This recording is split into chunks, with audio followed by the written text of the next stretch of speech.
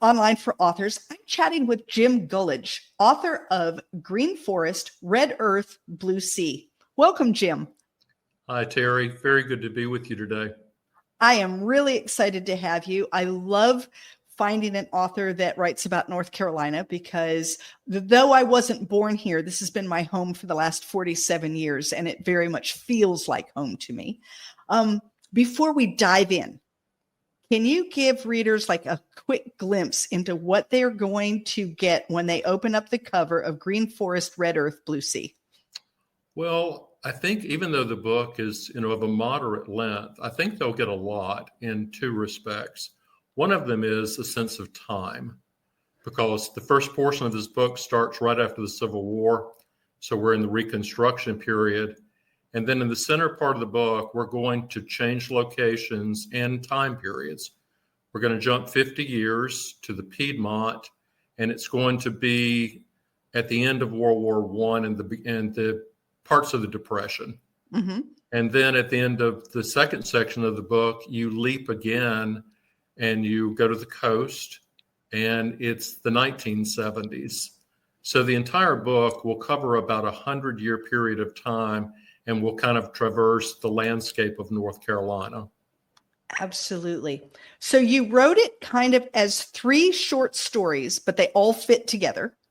And like you said, they're in a distinct area of North Carolina in distinct time periods in North Carolina. Why this format? When you sat down to write, why did you think, oh, this is what I'm going to try to tackle? Well, I really did not know that that's what I was tackling when this began. I found out about 15 years ago that I had cancer. I was diagnosed with non-Hodgkin's lymphoma. And during that period of time, my wife had been prodding me over and over again to try to write something. So this began really initially as a novella, and it was called A Poor Man's Supper, which is the sectional title of that portion of the book now. I went up to Saluda, North Carolina, to a retreat for the weekend, just a personal retreat to get away, but had an experience there. And the evening after I arrived, characters started just emerging from somewhere. And I got my laptop out, and I told my wife, I called her and I told her, I said, look, I need you to pray for me because one of 2 things is happening here in the mountains. I said, either I have begun to write a book or I'm going crazy up here all by myself. But the intensity of that just increased over the weekend. And eventually, by the time I left at the end of the weekend, I had about 3/4 of the story arc of what was then a novella in my head. Still took a couple of years to finish that up. And that was actually published in 2017 as a novella, A Poor Man's Supper. And quite honestly, Terry, at that point, I thought I was finished. It was, I don't know, perhaps several months or a year after that. The book had been published in 2017. And then one morning I was lying in bed, and all of a sudden I started thinking about a great uncle of mine and a story my mother had told me years ago, and something started to kind of, unwrap. And I lay there in bed, and I thought, okay, there's a second part. But about 10 minutes later, an image formed in my mind, and it was of a triptych, which is a 3-paneled art object that you generally will find either in stained glass in a Protestant church or sometimes as an icon in Greek Orthodox, churches. Mm-hmm. And it tends to tell a story in 3 parts. And I saw that in my head, and I thought, oh my gosh, it's worse than I thought it was. There are 3 parts. There are 3 parts. Oh no. Oh no, because by that point I knew how hard it had been to write the first part, and I was only a third of the way through. So during the pandemic, the second part of the book, Peachland, came into focus, and I was pretty productive in getting that finished. A year or 2 later, it's time for part 3, and absolutely nothing will happen. And every few months, my wife would look at me and say, well, Jim, what's going on down there on the coast? And I would say, honey, absolutely nothing is going on down here on the coast. She said, well, who's with you? And I said, all by myself. And she said, anything happening? I said, nothing. And so the book just froze. And I actually tried, it's kind of funny now to think about it. I actually sent it out to a number of publishers trying to get it published as a 2-part story called Green Forest, Red Earth, period. Yes, yes. And I think they knew, and I'm sure I knew, the story just wasn't finished. So no one was biting, and it forced me back to the laptop. And then one day, as these things happen, a story down in Beaufort on the coast started just to unfurl. And, I was heading into the home stretch at that point. Absolutely. I love the concept of this whole book, that when we talk about living in North Carolina is not one place. No. It is very, very different. Those who live in the Appalachian Mountain region, it's very different for them than for me. I live on the coast. Yes. Right. Which is very different from people who are in the Piedmont. And so to tell a story that kind of takes us across those different places is really cool. And then across the different time periods when things were different and changing across North Carolina. So I found the whole concept to be wonderful. And I loved it when I would be reading the story and would realize, oh, this is how they connect. This is how they connect, because it is just so people know, it's not immediately apparent. No. You read the first story and then you start into the second story and you're thinking, okay, are these like 3 short stories, which would have been fine. Yes. And then I'm reading along and it's like, oh, no, I see the connection. I think I see it. And so I loved that. That was absolutely beautiful. That's actually very encouraging, because as I was writing, I'm thinking, oh, dear God, please let the people see the connections. Yes. And so initially, like in the second story, as I'm reading it, I didn't see a connection. You don't see it. And then all of a sudden it's like, wait, is that a connection? I think it is. It is. Oh, it is. And so, that was really beautiful. So one of my questions you've answered is that you did not really have this whole thing before you started. You just had a little piece. Yes, that's quite true. As a matter of fact, the very early beginnings of the story happened even before that trip to the mountains. I was at my Aunt Lois's funeral in South Carolina on a very, very hot summer day, just melting into my shoes. And I saw a young boy underneath the funeral tent, and he looked very distraught about my aunt's death. But I know my cousins and their children very well, and I just could not place him. But I promise you, at that moment, standing there in the cemetery, a voice in my head said, this is where the story begins. And it did not begin after that. As a matter of fact, it didn't begin until that trip to the mountains. But eventually that child works his way into the first part of the story. So initially, all I had was a voice that said, this is where the story begins. And it's really interesting to me because I talk to a lot of writers and I go up to a lot of writers' presentations. I think people can write in very different fashions. Absolutely. I mean, I've known people who, before they write the first word, they've worked out the whole superstructure of their novel or memoir or whatever it may be before they ever, type the first words. And for me, it wasn't that way. This entire book was driven by a voice. And when the voice would start, and I've heard Lee Smith talk about writing this way, I would type. Yeah. I was a typist. Yeah. And when the voice would stop, I would stop. Yeah. And on the few occasions where I got so frustrated because the pauses were so long, I actually tried to force the story forward a few times. It doesn't go well, does it? No, every single word of that had to be taken back out of the book because for whatever reason, it was not authentic to the story. Right. So I was as surprised as anyone as the book progressed, because it's still quite a mystery to me. I know now that story comes through us, but I earnestly do not know where it comes from. Right. I feel the same way. I am what I call a pantser, someone who I write by the seat of my pants. I get an idea and I sit down and I start writing, and I feel as though my character is sitting on my shoulder dictating to me. Yes. And that I'm just typing what it is that they're telling me. And I too have tried to force a story a certain way because it's how I wanted it to go. Yep. And I feel like my characters line up against the wall and just kind of tap their feet and wait for me to be done with my stupid experiment. And that when I'm done and realize who's really in charge, then they go back to telling me the story again. I'm a little sheepish even when people refer to this as my book, because sometimes I pause and I think, is it really?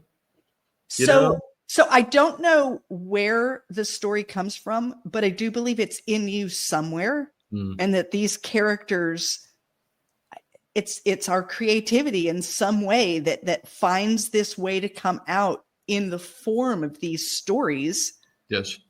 And for me, I have to trust that process, because if I try to plan it all out, what I get is utter crap that no one wants to read.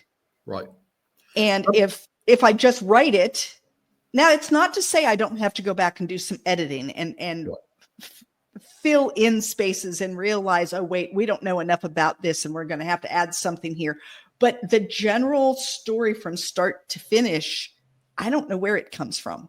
And I usually start with a character or an idea, like just a piece of a piece. And then it just starts opening up. Well, I had to explain this process to my editor because I was very afraid once he got into the manuscript, he would start saying things like, I need you to add 2 chapters about this character here or there or that sort of thing.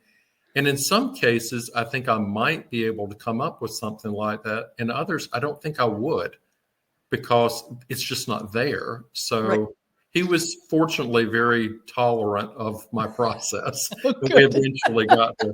It did occasionally throw him. My Southernisms, Joe was from New York, and some of the things in this book just completely baffled him.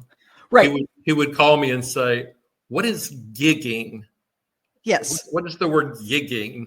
And he said, and do we have to use that? And I said, people from the South will know what gigging is. And yes, indeed, we do have to use that. Yes, we have to use that word. It is funny because I also have run into that with an editor where I don't even now remember what phrase it was, but she's like, no one knows what this is. Right. And I said, no one in New York maybe knows what it is, but people from the South know what it is. It is a very North Carolina thing. It can be said, and in context, they're going to get a general feel for what it is. So it's going to be okay. But she's like, I've never heard this in my life. And it's like, well, I hear it every other day. So it's. Well, the book in that way, I think, is a little challenging because a lot of the words are words that are in common usage. Many of the words in this book are words that are distinctly Southern. And then there are words in this book and phrases and concepts and folkways that are specific to past times. Yeah. That even young people that I know who live in North Carolina would not be familiar with some of the things that I'm talking about because they've come out of family memories, probably a couple of generations back in my family. Right. But I love that because it keeps all of that alive. And I think it's beautiful to be able to keep history alive. And one way to do that is to have it in a story that people are reading and they can see then how that's used or how it was used then. Absolutely. So who of all of the characters that you wrote was your favorite one? Oh, wow. There's so many people in this book, as you well know. I know. It's a long list. One of my favorites is Jewel Elliott, the Native American woman in part 2. And that came from such a funny place because my mother is an amateur genealogist.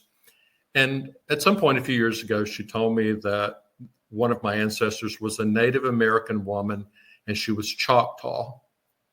So that character started emerging in part 2. I made her Choctaw. I had to do all of this background reading about their mythology and their sort of history and that sort of thing. And then later on, after that part of the book was finished, and probably after the entire book was finished, I discovered that ancestor was not Choctaw. She was Cherokee, and I could have kept her in North Carolina and had a much easier run of it. But she has been wounded in her life by the forces of her history.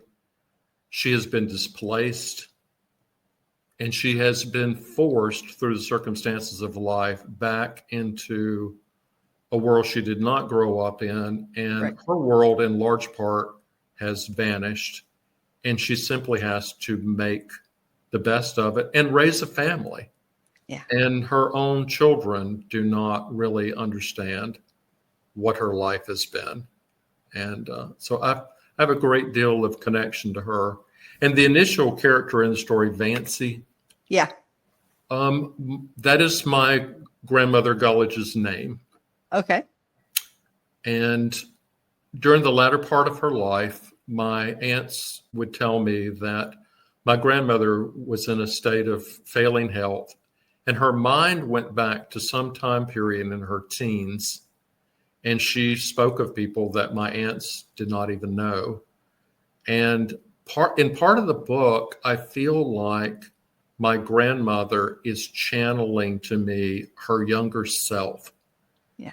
And my grandmother as a young woman, someone I never knew, comes to life in the book for me. And in fact, the family heirloom, which we won't name since people will not have read the book, that comes into it is actually something that was passed down to me from my grandmother to my father to me. So there really is that heirloom, Right. in my own history. So I love that. Yeah, those two characters in particular stand out to me, from the book. So you brought up research. I'm a research junkie. I absolutely love doing research. I have to be careful that I don't overdo my research because I could research for years and never actually get down to writing. How do you feel about the research process? Is it something you enjoy, or is it just something you endure? Well, I want the book as much as is possible. I mean, I'm not a historian. Neither am I. Yeah. I'm not a linguist, but I want the story to feel authentic to the time period. And I don't want to, make just horrid mistakes about North Carolina and its history by simply being lazy. Right. So the first part of the book, as you know, is set in the town of Saluda. I did a lot of background reading about Saluda as it would have existed in the 1870s. Right. Because I know Saluda very well, but I know Saluda from the 1970s forward, not as it would have existed, a century ago. Right. The part in the Piedmont a lot of that was coming out of family history that I had been exposed to as a child from my father and my aunts and uncles. So I felt pretty confident about that. Once I got to Beaufort, though, I realized I had a significant challenge because we know Beaufort today as a very lovely, desirable tourist destination. Right. A charming village. But my story was going to play out in Beaufort in the 1970s, and Beaufort was a very different place in the 1970s. It had huge fish processing plants there and was a working class, fishing-based village. And actually that transition period is happening, as you know, in the story where we start to see the fact that people are discovering it as a potential place for visiting. Probably my biggest challenge in terms of research, even though it only occupies about 5 pages in the book, I knew there were going to be some characters that were going to be from off the coast there, Ocracoke and would carry that older North Carolina coastal brogue. Mm-hmm. And I sat for hours upon hours with audio tapes and watching documentaries and things, trying to let a little bit of that sink into my head so I could do a fairly respectable job trying to pull off the speech from some of the characters in that part of the book. But that was something that I was not familiar with, and a dialect that I had to really try to learn in terms of vocabulary, pronunciation, and then try to translate that for the readers into something that hopefully would sound authentic to the book. Right. I mean, Absolutely. I could have made a choice very early on, which I chose not to do. A lot of people will create a fictional place within a real state. So they will make up a town that doesn't exist. And that does free you from the haters who are going to come along afterwards telling you everything you got wrong. But there are such wonderful places in North Carolina. I could not bring myself, with all there was to choose from here, to make up a place.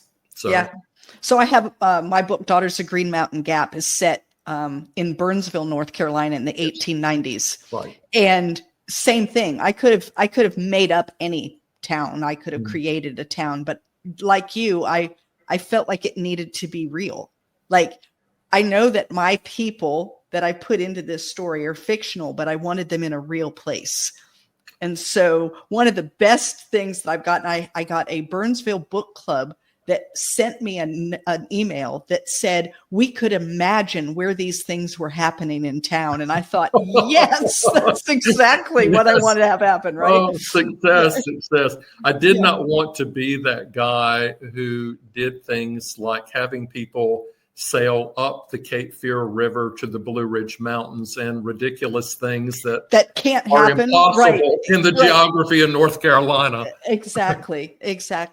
I always tell people, I think I'm like you. My goal is to try to make it as accurate as possible. However, I'm not a historian. Yes. And I wasn't there at that time. And, it's as good as it can be given who I am and what I have to work with. Yes. And there might be mistakes, but yeah. I mean, my ancestors on both my mother and father's side of the family came to North Carolina in the 1740s. So I just wanted to pay a little bit of respect to them along the way. Absolutely. So you tend to write more of a novella. This time it was 3 that you put together to create. Have you considered writing a full-length novel? I have.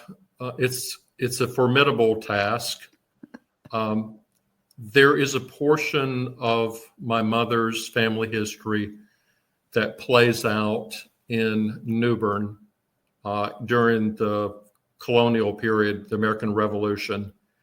And it's really, part of it plays out there. The other part plays out in the back country of South Carolina, which is where my part of the family kind of emerged from. Mm-hmm. It is an extremely powerful story, but it is a very large story and a very complex story. And I'm somewhat intimidated by the scope of it. Mm-hmm. And I'm also 68 years old, so I'm a little bit intimidated just by the mathematics of it. But I'm getting ready to start an experiment on that. I'm leading a writers group at Weymouth right now for a couple of months, and we are digging into our genealogies and trying to find a nugget and are developing short stories from them.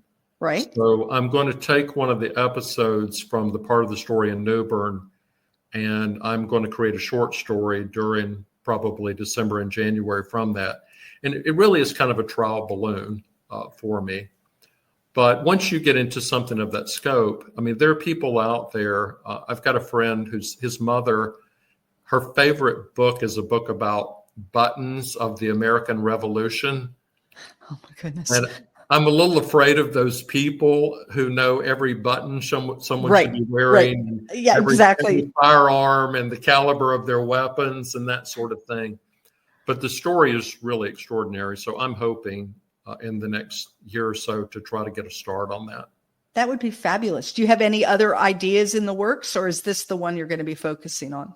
This is the one I'm focusing on for right now. But quite honestly, if this works the way that it did the last time, unless there is some voice that starts in my head at some point along the way here, I'm not sure if that can really proceed. I mean, people ask me all the time, and I think anybody who's written a first book, their next question is always, when's your next one? Right.